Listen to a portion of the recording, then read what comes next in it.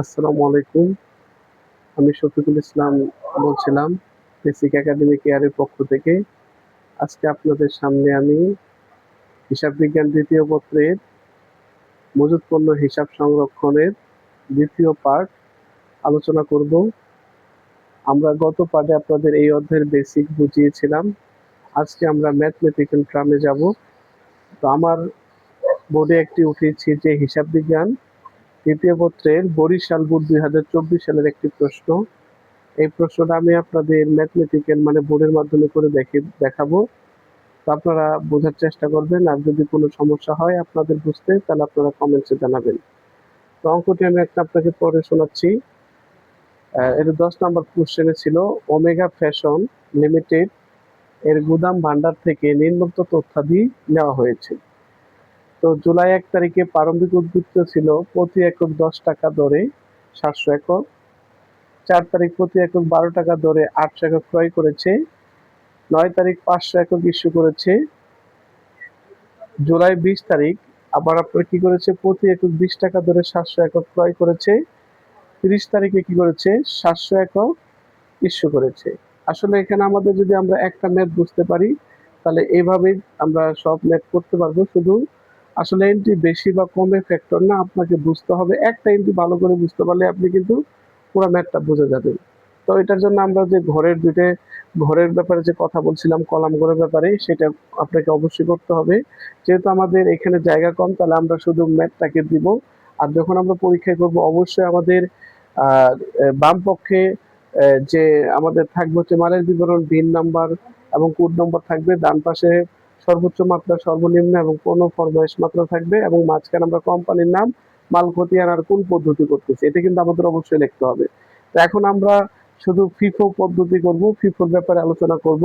তো আমাদের অঙ্কটা যখন শুরু করব, আমরা কবে শুরু করেছি, জুলাই 1 তারিখ। আমরা যেহেতু 24 সাল, যেহেতু 2024 জুলাই 1, আমাদের প্রারম্ভিক উদ্বৃত্ত হচ্ছে কত? প্রারম্ভিক উদ্বৃত্ত হচ্ছে, যেহেতু এটা আমার ক্রয় হয়নি, বিক্রয় হয়নি, তাহলে প্রারম্ভিক, আমরা প্রারম্ভিক উদ্বৃত্ত কত, 10 টাকা দরে কত, 700 একক। তাহলে এককের ঘরে আমরা কি লিখবো, একক লিখবো। আর 10 টাকা দরের ঘরে 10 টাকা লিখবো। তাহলে গুণ করলে কত হয়, 7,000। কত হয়, 7,000। তো আমরা এটা কি করব, পুরোটা হচ্ছে যে দাগ দিয়ে আটকায় দেবো মার্জিন করে। এখন যেটা আমরা করব, এর পরবর্তী এন্ট্রি বলছে প্রতি একক 12 টাকা করে দরে ক্রয় করেছে কত, 800 একক। তাহলে আমরা যেহেতু ক্রয় করেছে, তাহলে আমরা আগে জুলাই কয় তারিখ, 4 তারিখ, এখানে আমরা বিবরণে লিখব ক্রয়। তাহলে ক্রয়ের ঘরে লিখবো কত একক, 800 একক, 12 টাকা দরে। কত, 12 টাকা দরে। তাই এখন আমরা এটা গুণ করব, 8 12 96, আর দুটো শূন্য বসাবো। যেহেতু এটা আমরা ক্রয় করেছি, আমরা ক্রয়ের হিসাবে লিখেছি, পাশাপাশি এটা আমার গুদামে মালটা রেকর্ড হবে। তাহলে আগের মাল কত আছে গুদামে, 700, এটা আমরা লিখে নিব। এটা আমরা লিখে নিচ্ছি। তো এখন আমাদের নিচ্ছে মাল কত, 800।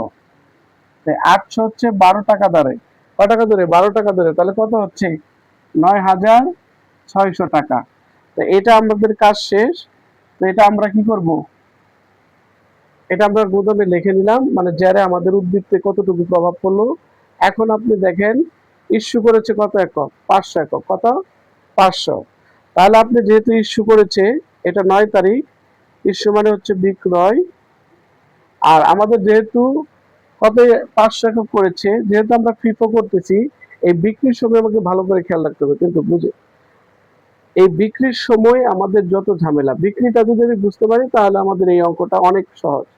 তাহলে সেক্ষেত্রে দেখেন, আমার আগের মাল আছে 700, আগের মাল কত, 700, পরের মাল আছে কত, 800। যেহেতু আমি 500 বিক্রি করেছি, তাহলে আমি আগের মাল থেকে দিতে পারতেছি। তাহলে আগের মাল থেকে আমি 500 বিক্রি করে দিলাম 10 টাকা ধরে। তাহলে আগের মাল আমার থাকবে কত, 200, 10 টাকা ধরে। তাহলে এটা গুণ করলে আসতেছে কত, 5,000। এটা গুণ করলে আসতেছে কত, 2,000। তো আমি কিন্তু পরের মালে কিন্তু আমার কোনো বিক্রি করার প্রয়োজন নেই, কারণ আমার আগের মাল থেকে মেকআপ হয়ে গেছে। তো এখানে 12 টাকা আমি লিখলে কত হচ্ছে, 8 12 96, যে ব্যালেন্সটা থাকবে, এটা কিন্তু আপনাকে অবশ্যই ক্যালকুলেটর ব্যবহার করতে হবে, যাতে আপনার কি হয়। আর দাগটা দিব, কেন দাগ দিব, কারণ একটা এন্ট্রি আরেকটাতে আসবে না। তো আমরা এখন আসি, পরবর্তী এন্ট্রিটা কি আছে আমাদের, জুলাই 20 প্রতি একক 20 টাকা ধরে আবার কি করছে 700 একক ক্রয় করেছে 20 টাকা ধরে, খেয়াল করেন 20 টাকা ধরে। তাহলে আমরা এটা হচ্ছে কয় তারিখ, 20 তারিখ এটা ক্রয় করেছে, তাহলে আমরা ক্রয় লিখবো কত একক 700, এবং কত করে 20 টাকা করে গুণ করলে আসতেছে কত 14,000, কত হাজার 14,000। তো আগের মালগুলো আমরা লিখবো 210 টাকা ধরে, 812 টাকা ধরে, আর হচ্ছে কত 720 টাকা ধরে, এগুলো গুণ করে আমরা এখানে লিখে দিব আমাদের ব্যালেন্সে। তো কত হয় 9,600, আর এখানে হলো কত 14,000। তা এটা আমাদের ক্রয়ের গুণ শেষ। এখন আমরা এটা আটকায় দিব, কি করব এটা আটকায় দিব। এরপরে দেখতেছি যে আমাদের যে 30 তারিখে 700 একক কি করেছে বিক্রি করেছে। তাহলে আমরা জানি যে 700 একক যেহেতু ফিফো পদ্ধতি আমরা আগে থেকে বিক্রি করব, তাহলে এটা 30 তারিখ কি বিক্রি করেছে, কত একক বিক্রি করেছে 700 একক। 700 একক যদি বিক্রি করে থাকে, দেখেন আমার আগের মাল আছে 200, আমি তাহলে 200 বিক্রি করলাম। তাহলে যদি 200 বিক্রি করি তাহলে হচ্ছে কত 10 টাকা, তাহলে 2000। আর আমার আরো দরকার কত 700-র ভিতরে আরো 500 দরকার, তো 500 বলে আমি পরের যে দামটা যে পরের মালটা আছে সেটাতে নেবো, এই 800 থেকে নেবো। তাহলে 800 থেকে যদি আমি 500 দেই তাহলে আর থাকবে 300, তাহলে আমি 500 নিলাম। তাহলে আমার এদিকে কি হলো 700 হয়ে গেল, 5-12-60, 6,000 টাকা। তাহলে ওইখানে 200 চলে গেছে, এখানে 500 চলে গেছে, থাকবে কত 300। তাহলে 300 চলে গেলে 12 টাকা, 3-12-36। আবার নিচের যে 700 মাল এটা রয়ে গেছে, তাহলে এটা কত 20 টাকা ধরে 14,000। তো আমার এখানে যেটা লাস্টে যে রেজাল্টটা লাগবে, আমার সমাপনী একক হচ্ছে কত 1,000, কত 1,000 একক, আর টাকা হচ্ছে কত 17,600। তাহলে আমরা বুঝতে পারলাম আমাদের সমাপনী হাতে থাকলো কত 1,000 একক, আর দাম হচ্ছে কত 17,600। তো আমরা সবাই বুঝতে পেরেছি আশা করি। যদি যারা না বুঝতে পেরেছি তারা আবার বলবো, কারণ আপনাকে এখানে বুঝতে হবে যে আপনি বিক্রির সময় খেয়াল করতে হবে। ক্রয়ের সময় ক্রয় লিখে আমরা জেরে লিখবো, আর বিক্রয়ের সময় বিক্রি করে যা থাকবে তারপর আমরা জেরে লিখবো।